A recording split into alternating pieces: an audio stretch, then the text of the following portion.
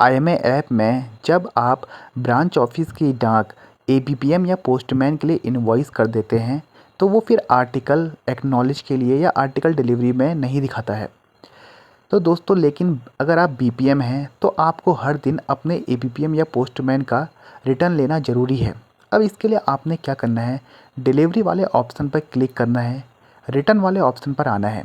यहाँ पर मॉडिफाई वाले ऑप्शन में आपने अपने एबीपीएम या पोस्टमैन की आईडी को सेलेक्ट कर लेना है। अब जो भी आर्टिकल उसको इनवॉइस करे होंगे आपने, वो सारे आर्टिकलों की लिस्ट यहाँ पर आ जाएगी। अब आपने यहाँ से एक एक करके उन आर्टिकलों का रिमार्क अपडेट करना है।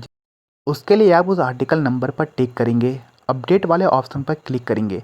अब है सेलेक्ट रिमार्क, अगर आर्टिकल बढ़ गया है तो डिलीवर्ड दिखाएंगे। मेरे केस में यह व्यक्ति की मृत्यु हो गई है तो ये रिटर्न टू सेंडर होगा, तो मैंने इसे डिसीज्ड कर दिया है, यानी कि मृत्यु हो गई है। अब यहाँ पे नीचे एक्शन पे लिखा हुआ आ गया है return to sender on the same day. Pin code पर वहाँ का पिन कोड डाल देना है जहाँ के लिए ये वापस जाएगी। पिन कोड डालने के बाद गेट पे क्लिक करेंगे तो वहाँ के एसओ का नाम आ जाएगा। इसके बाद अपडेट वाले ऑप्शन पर क्लिक कर देना है। इस पर क्लिक करते ही आप देखेंगे कि ये रिटर्न जो है, इस आर्टिकल का रिटर्न सक्सेसफुली हो चुका है। इस तरह इसके बाद अब जो आर्टिकल रह जाएंगे, जैसे ये तीनों आर्टिकल डिलीवर्ड हैं तो फिर से इन पर टिक कर देना है। अपडेट वाले ऑप्शन पर क्लिक करेंगे।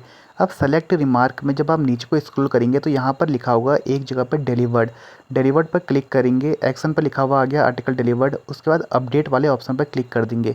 अब ये आर्टिकल जो डिलीवर्ड थे इनका भी रिटर्न सक्सेसफुल हो चुका है। इसी तरह आपने मनी ऑर्डर, इसी तरह आपने यहाँ से आर्टिकल डिपॉजिट भी करने हैं।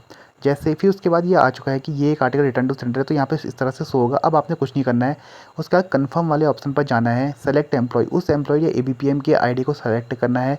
ये आर्टिकल वापस से यहाँ पे दिखाएगा, फिर कंफर्म कर देना है कि हाँ ये आर्टिकल रिटर्न के लिए है।